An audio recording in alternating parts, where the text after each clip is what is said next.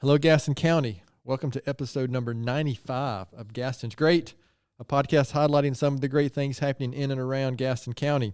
I'm your host, Stephen Long, and we are coming to you once again from the international headquarters of GSM Services right here in downtown Gastonia. We simply believe in discussing more of the reasons why Gaston's great. We have another great organization this week as we highlight Arin's Good Girl Dog Treats. I did get that right, didn't I? It is. Okay. We have Talia Wucherer with us today, who is a director and co-founder, along with one of her daughters. Talia, it's great to have you on, and welcome to the podcast. Well, thank you for having me. Absolutely. This is exciting.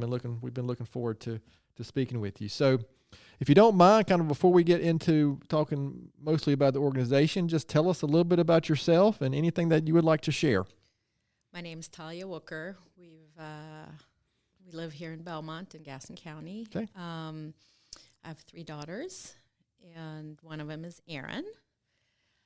And we started Arin's Good Girl Dog Treats for her since she has an intellectual disability, and it's really hard for individuals with really any disability, but specifically intellectual disabilities, to find employment. So we wanted to really capture her passion for dogs that she has. And start something that will be meaningful for her, because we're all identified by our careers. Sure. So that's a little For better bit, or for worse sometimes, yes, right? sometimes. All right. Well, again, I appreciate that. So, yeah, let's, you mentioned, again, a little bit already about it, but what is, obviously, maybe you just mentioned what compelled you to start this, but maybe get into a little more detail. What is the organization? What's the underlying reason? Obviously, Arin is a big reason for that. You just mentioned in her passion for dogs. But, what is your role with the organization? What's the mission? Just, go ahead and anything and everything that you'd like to share about Arin's. So Arin is a young woman who, when she was 8, had a service dog named Posey, who she called Good Girl, which is why we're Arin's Good Girl Dog Treats. And Good Girl had a lot of digestive issues and allergy issues, and Arin started baking her own treats for her, which solved a lot of those problems, which is how she developed these recipes.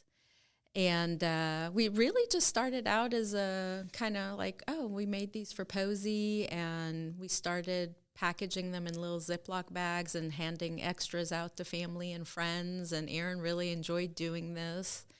And we thought, this might be the next step, because when you graduate high school, most people go to college or have some type of a job skill they kind of try to hound on and be able to learn to have a living, and we weren't sure what that step would be for Arin. And I am a special educator. I worked at Webb Street School for 5 years. Okay. Developed their outdoor garden, their greenhouses, and I was working with those individuals that are 18 and over that were going to be aging out of the school system, and creating these community partnerships, and just realized not only for Arin, but for these students as well that I was working with, that finding employment was going to be a real struggle. Even with working with services that help bridge that transition, it's a struggle. So we were trying to figure out, how do we capture that and create an opportunity for them right here in Gaston County that can offer that next step. So Arin's Good Girl Dog Treat was born. Wow. Okay. That's quite a story. So, our experience with these previous 94 episodes and my involvement in the community for, 23, 24 years now is so many times an initiative or something that started with somebody with a great story, somebody with passion for something like you just described, and, or filling, at the same time, filling a need or a gap somewhere in something that's going on in our community. So kind of just describe, the question that we typically ask is something like some of the initiatives of the organization, but I'm not sure that's the best way to describe the question, but what are you doing on a week-to-week basis? What are you guys involved with? How do you get treats out to people? I mean, of course, now I've cheated because I've been on the website, and it's a great website. Oh, well, so I could see where you could purchase some of the treats, right? So so I've seen some of that myself, and then I think we had a great interaction at the Community Foundation run with you guys as well. So just kind of, give us the day in the life and some of the initiatives and things you guys are involved with. Does that make sense? Yes, Okay. absolutely. So we initially started in our house, obviously, because Arin was the only baker and we baked at home. But when we really created the vision and the mission for Arin's Good Girl Dog Treats and wanted to expand on Arin's passion and grow this and offer kind of a bridging gap, filling a gap in our community, we needed to move out of our house and into the kitchen. So I'm excited to say we've had an amazing partnership for the last year with the American Legion in Belmont. Okay, and that's we good. rent their facility during the week and use their large kitchen there, and we bake our treats. So it's a 3 days win-win for week. both, probably. Absolutely, Yeah. absolutely. So we spend 3 days in their kitchen. We bake 3 different flavors of treats that Arin has developed. One is a pumpkin peanut butter. Cheese and bacon is on the menu today at the kitchen, and it's a turkey bacon. And on Thursday we do the pumpkin peanut butter, and then yesterday we baked our dragon slayers, which is a mint and parsley treat in case your dog has bad breath, Wow. or as one of my children says, a stick of gum for a dog. That's funny, yeah.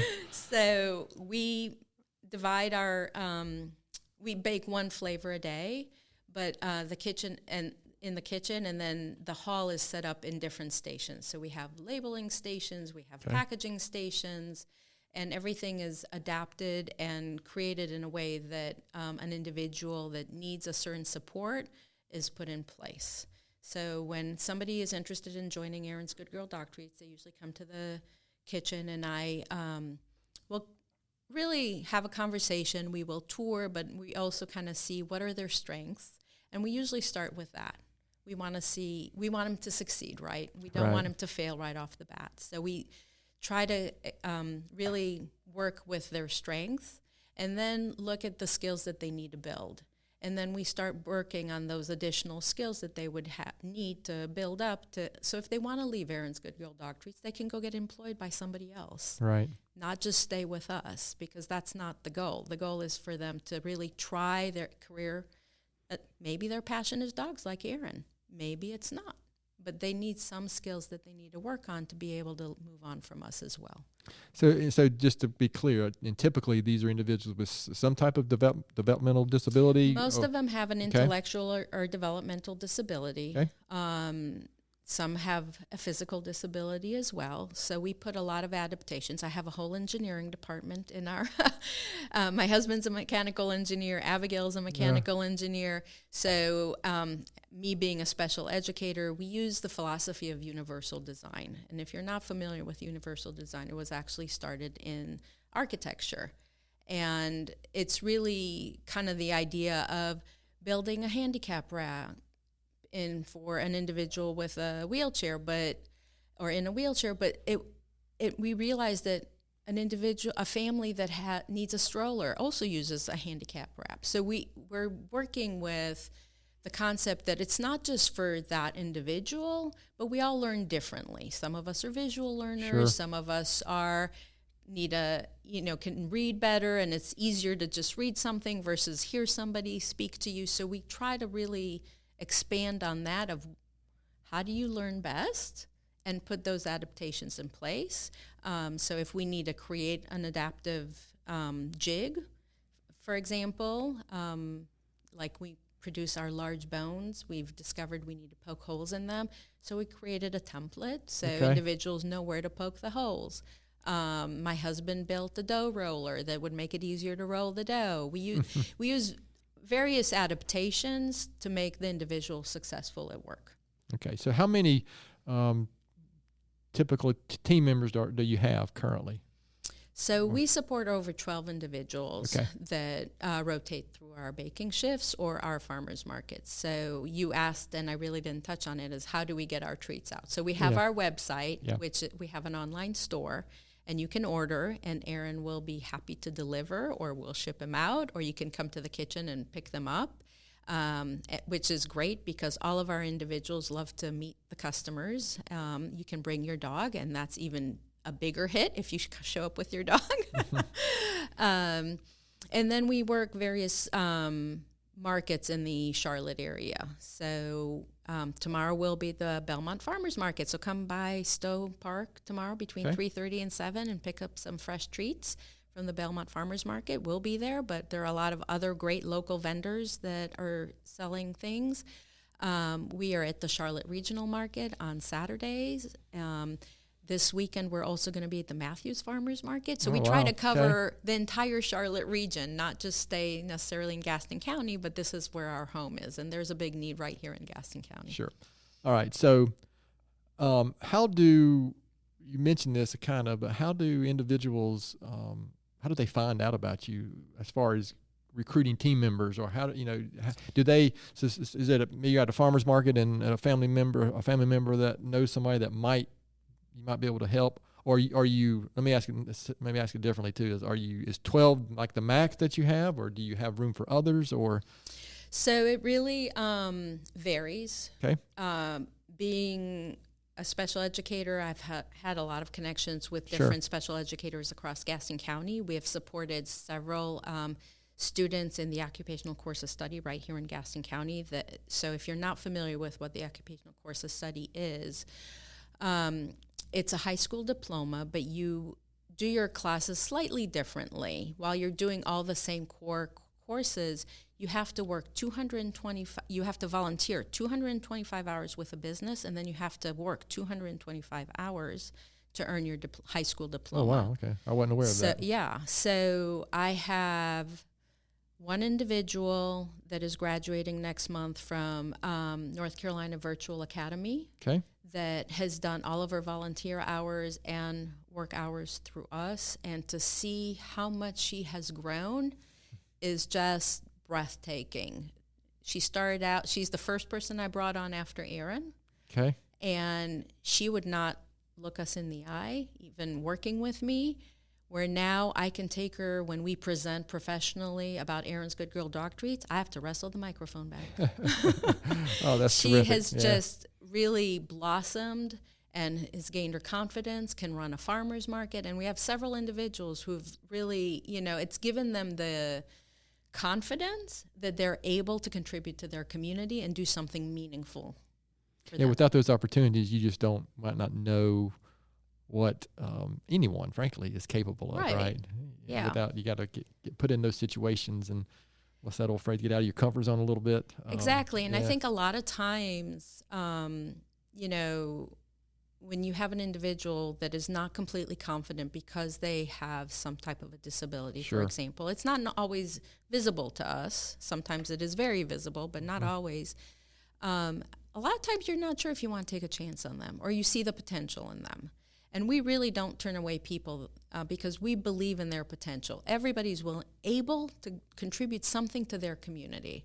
So how do we hound on that potential? How do we capture that potential and let them give back to the community they're living in? Sure, absolutely. So you just mentioned one, but I'm going to ask the question anyway. What about is there any other anecdotal stories or impacts that you have seen, with some of your team members, or just something that's happened in the community through the work you guys are doing? Something that wow, this wouldn't have happened, or this is fulfills. You see the mission being fulfilled, kind of thing. Does that? Oh, it's fulfilled every day to see how Arin has gone from, being not a very confident woman, and seeing Posey when she got her, and it just expanded her world.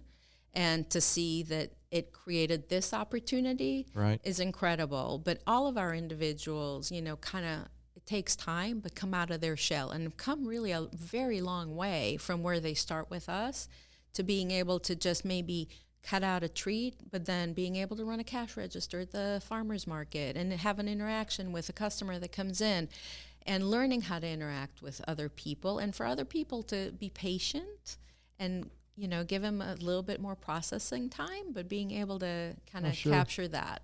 Do you find that the general public sometimes struggles how to interact? Yes. Yes.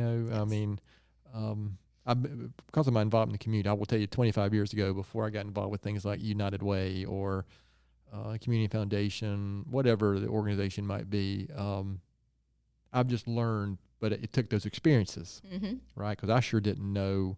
I found myself not wanting to say the wrong thing or, overdo it, or I don't know. It's hard to and explain. I still feel like I'm saying the wrong thing. And I've been in this world, sure. I've kind of been thrown into the world because of Arin. But I feel, we all struggle with human interaction, I think. Sure. But in the best of circumstances sometimes. Yes. So I think having an opportunity for these individuals to do something meaningful in the community and create these interactions as well is a learning experience for them, but also for the community, and showing that they are members of the community and they want to be in the community and include. This is the whole concept of inclusion, right? Yeah. And treated like everyone else. Exactly. Being part of the community and right. doing something within the community that they live in. Okay, so that's really good. That's good to hear. And so when was this, you mentioned, I don't think you said an exact date, but how long has this been going on? I mean, when did you guys actually start this? So Arin's been baking probably 6 or 7 years. Okay. Arin was supposed to age out of the school system in 2022, but as we all know, COVID happened in 2020, and she already fulfilled all of her high school requirements, and we were all stuck at home, and we thought, I guess we're going to launch this 2 years ahead of schedule. Yeah. We were all stuck at home, and we had nothing better to do, so sort of. Yeah, I'm with you, yeah. So this kind of started 2 years ahead of our projected schedule. And like I said, it started at our house with just Arin, and then we had mostly individuals that we had a personal connection with that said, hey, we want to have this opportunity for our family member as well that we knew. But then I think that the word got out. Yeah. So we've kind of had a connection with a lot of individuals that we've never met before. It seems like a pretty fast track in the growth, and just it seems. Let me ask you: is it exceeded your expectations to this point, or was this the plan? Because I'm going to ask the next question about looking ahead. What's it definitely exceeded my expectation. Okay. I think obviously we had a vision of it being bigger than Arin. It's just hard to really visualize how big. Yeah. All right. Kind of to your point of asking what's happening in the future, there's a serious need right here in Gaston County. Yeah. 10.8% of individuals in Gaston County have some type of a disability. Yeah. Which means 25,000 individuals in Gaston County have some type of a disability or multiple disabilities. And over 50% of them never enter the workforce or are underemployed. So how do we fill that gap? And how do we create something meaningful for them that they're successful, that, as I said, not just stay with Arin's Good Girl Dog Treats, but might come to GSM one day or come to another business that we can partner with, or they would reach out to us and ask us, how do you adapt the environment for this individual to be successful? And I think that's a missed opportunity a little bit with businesses not partnering with special educators, is using them as consultants. They have kind of brought these individuals from childhood into adulthood with a lot of supports in place to make them successful and educate them. And how do we adapt some of those environments for them to keep being successful once they've left the education system?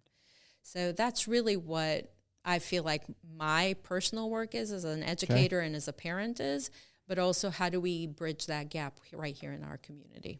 Yeah, it's easy to, I don't forget's not the right word, but it is. Sometimes it's easier to see elsewhere. Mm-hmm. I mean, I know, but yeah, the need, and when for some reason, I shouldn't say for some reason, we've had a lot of the last 10 episodes or so. We've had a lot of guests from this community, and so many different initiatives. And a couple of them I had no idea was even going on, and we've heard some of those statistics lately. And frankly, the first couple of times I heard, I was surprised. I don't know why, but I was surprised to hear some of those numbers.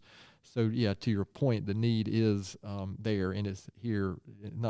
It's out there, but it's here in Gaston County. To your point, and so and sometimes we get these grand visions of, well, we're going to take this all over the state of North Carolina, and we'll leave Gaston County behind or something. Well, and I think especially when you have a family member, and I can speak as a family member, that has a complex disability or a significant disability, is when you start the journey, and it is a journey, you know, you think, oh, when they're 18 or 22, when they age out of the school system, that's a long ways away. Yeah. It is not. Yeah. And then all of a sudden, when they're 22 and there's no school anymore, and what's next? I mean, to be honest, Arin's Good Girl Dog Treats was a vision that we had for Arin, but I quit teaching not only so I could run Arin's Good Girl Dog Treats, but Arin wasn't going to have enough support to be able to get through her daily life without somebody being there to support her. And I think a lot of families face that challenge, is what do they do once they age out of the school system, and what kind of opportunities they might have. Yeah, that's, I can imagine. Well, actually, I can't probably. That would be just a big question. What now? Right? Exactly. Looking to the future. So I like this next question, but you've shared, you know, gosh, so many reasons already, but I'm going to ask this anyway, make you answer it. You know, why would you say Gaston County in general is better, you know, because Arin's Good Girl Dog Treats is here? Well, we make the best dog treats around. You know, that's pretty good. That's I know, right? Pretty simple and it's straight pretty to it. simple. Yeah. It's like all of our treats are. Well, here's what, when somebody asks why our treats are so good. All of our treats are 6 ingredients or less, no preservatives, all human grade ingredients. Don't tell anybody I told you, but my husband eats our cheese and bacon treats all the time, right out of the oven. Arin yells at him all the time to not eat the dog treats. Engineers aren't afraid of anything. We'll eat anything. Yeah. Well, but you know, it's cheddar cheese, turkey bacon, rice flour, oatmeal, and egg. Yeah. That's it. You know, there's nothing that's going to hurt you. So, you know, so we're creating a really quality product for your pet, but we're also offering this amazing opportunity right here in Gaston County for individuals who need adaptability. And that's the important part, is that adaptability, that they can be contributing members within our community. And that's why our shirts always say, treat your dog and your community. Yeah. Because you're treating your dog, but you're also offering an opportunity right here in our community. Yeah, what you're doing is hitting so many things. And, you know, from sitting here in this chair, you're providing a good service to the community just with the treats, right? Yes.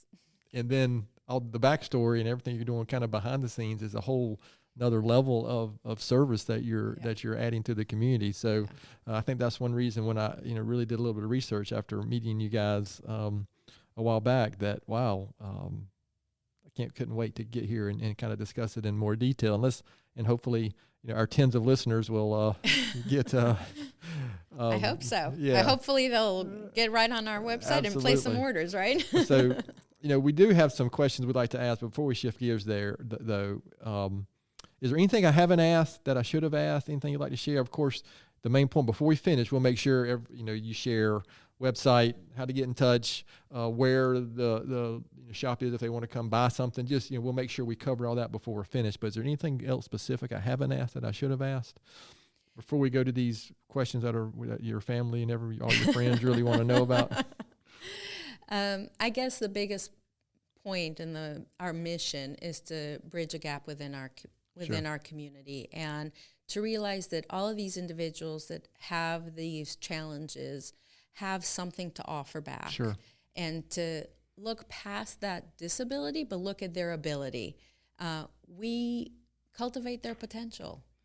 That's the important thing. We look at their potential, what they're able to do, and kind of design a job around that for them to start with, but then looking at what else can they learn to do and how can they give back to the community. And that's really the most important thing, that when you look at any individual, when they hire somebody, it's like, what can they do and how will they be able to grow within our company? And that's really, we want to be able to capture that potential in each individual that comes through our door. All right. Maybe we should stop the podcast right there. That was good. That was really good, Talia. So, like I said, we're going to shift gears just briefly, and then we'll swing back around and make sure all our listeners know everything there is to know about how to find more information out and get in touch with you guys, or even get involved if necessary. But we're going to call this week our Arin Speed Round of Questions.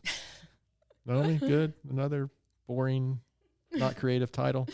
So, Talia, this is, again, family, friends, teammates at the organization, anybody that knows you, this is what they really want to know. And this is why they're going to be listening to the podcast probably. So what's your favorite Tony's ice cream flavor?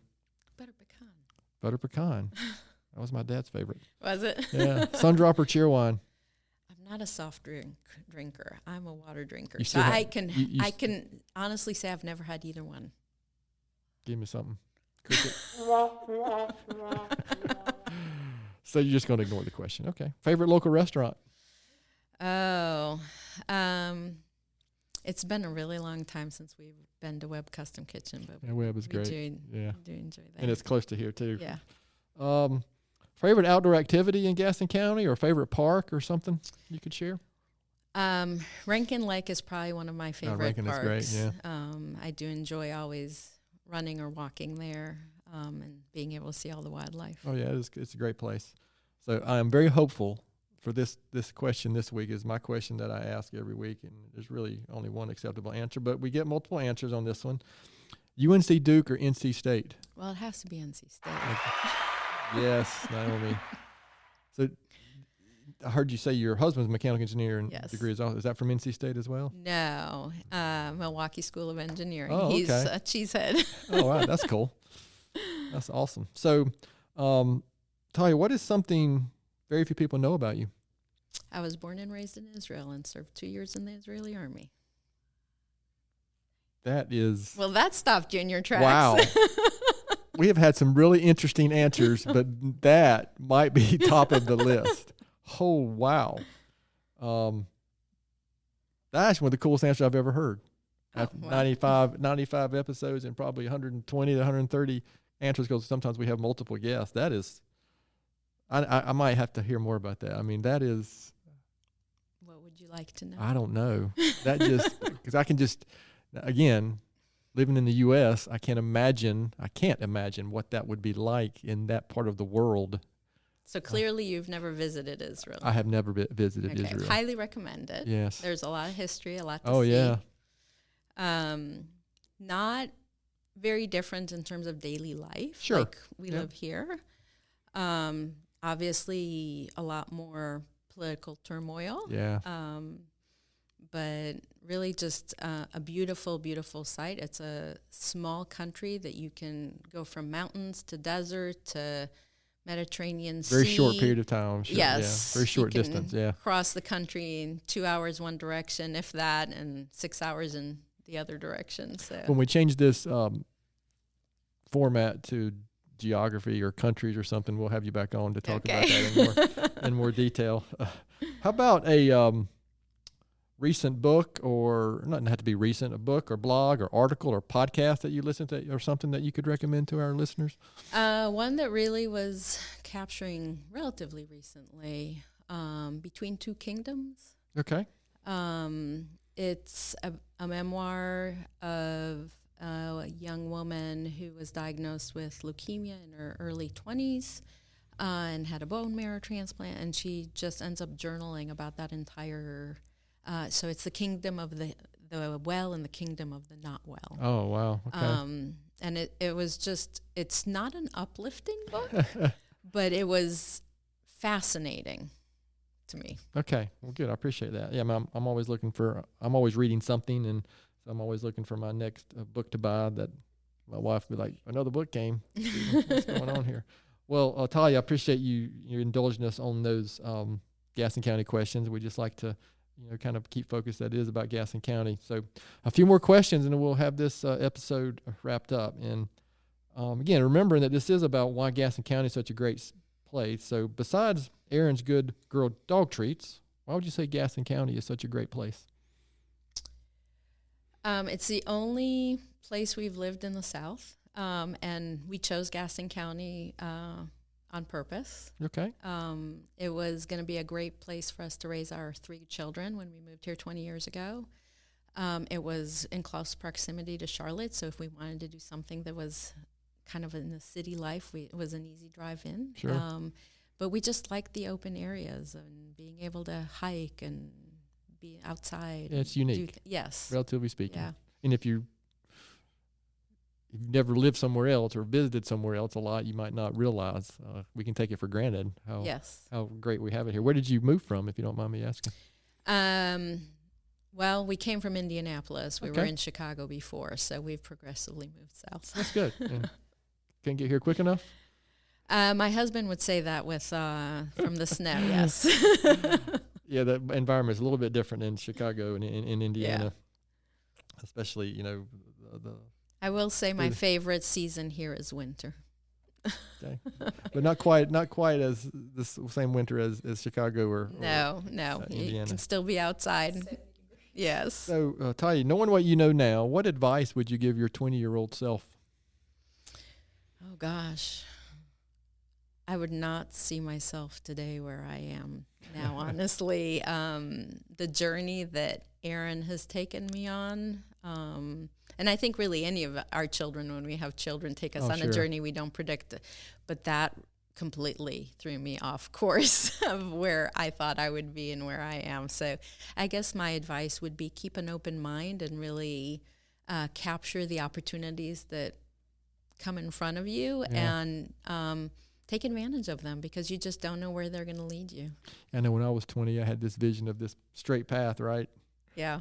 And it's more like this, right? All over the place, Hopefully, or just completely in the opposite direction. So I appreciate that greatly, and I appreciate that answer. So, Ty, this has been really good. And again, the main point is to bring awareness to your organization and the work that you're doing, and to Arin, and your again, just the good work you're doing. So, where can listeners go to learn more about it, buy the treats? Any events coming up? I mean, just anything and everything and that you can share about that. So we love having people come to our kitchen. So you can come visit us at the American Legion in Belmont. We're at Post 144, which is 202 Park Drive in Belmont. And we're there Tuesday, Wednesday, and Thursday, 9 to 12 to 1, depending on how quick our shift is running. And we love sharing what we're doing, so you're welcome to come for a tour, purchase some treats while you're there, say hello to our bakers, have interactions, bring your dog. We'll treat them while they're there as well. You're able to purchase our treats online. Arin is spelled A-R-I-N, not E-R-I-N.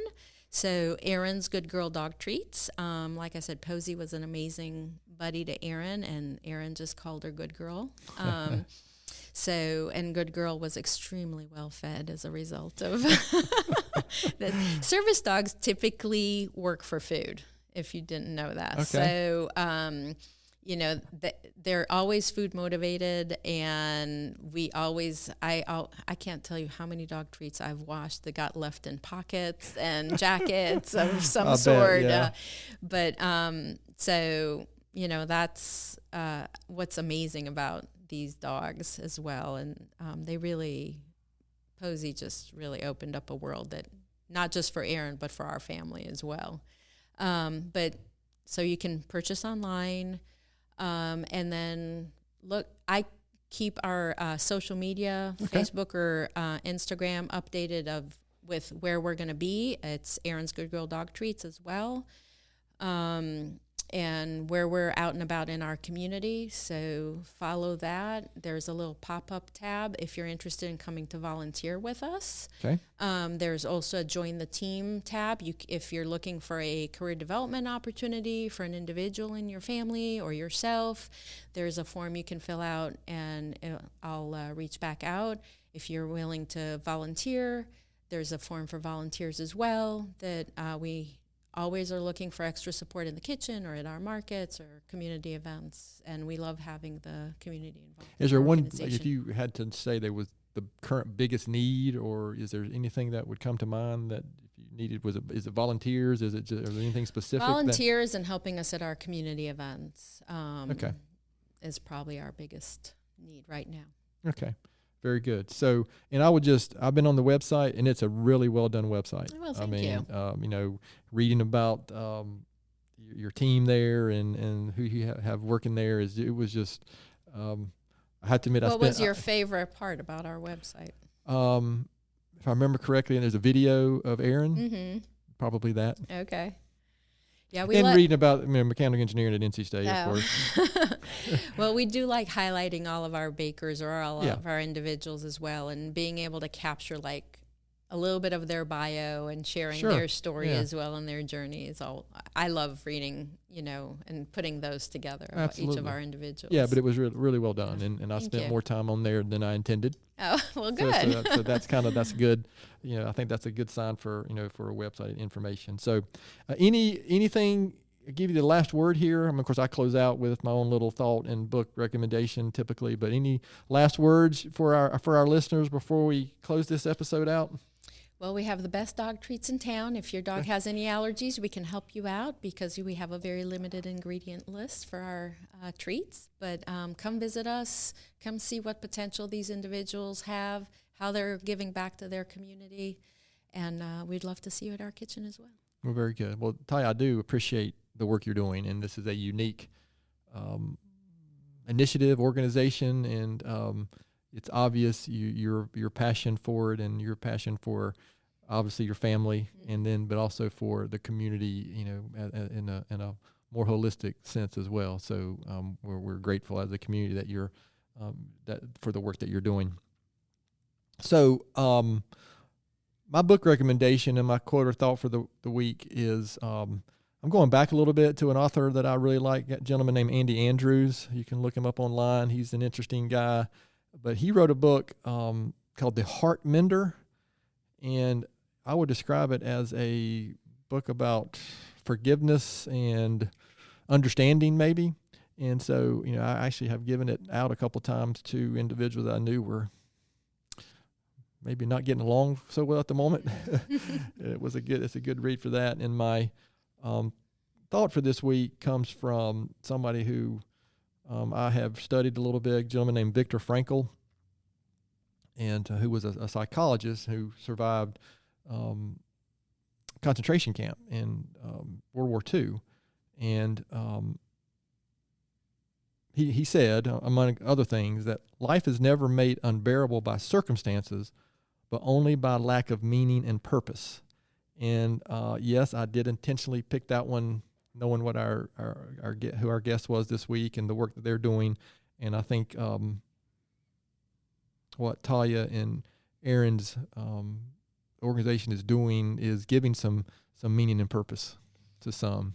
That's really, I love the quote, and my father was a Holocaust survivor, really? So the fact that you chose that is even more meaningful probably than you realize. Yes, well, when you said, when you said you grew up in Israel and that I were born there, I said, wow, I wanted to make sure I mentioned that what I chose today was a Holocaust survivor. I think Frankl was Austrian maybe, but again, it's super, super impactful, and I appreciate that. So great work, Talia. We're very grateful to have you here today. And to all our listeners out there, thank you for taking the time to listen to today's episode and continuing to listen to these episodes each week. Please continue to spread the word if you can about the podcast, and please don't hesitate to contact us here at an email address, which is podcast@gastonsgreat.com. We're always looking for suggestions for future podcast topics and guests. You can find the podcast and subscribe at the website, gastonsgreat.com, or anywhere you listen to podcasts. And please follow us on all our social media platforms. And a good way to help us get noticed is give us a good 5-star rating. Anything less than 5-star, you can just skip it. We don't need anything less than that. Thanks again to Talia for being our guest today. Thank you for having me. Absolutely. Gaston's Great is produced and brought to you by Naomi Hunt and Amy Anderson from GSM Services and edited here locally by the Sumner Group. I'm your host, Stephen Long. Thanks again for hanging out with us, and please keep coming back to hear more reasons why Gaston's great.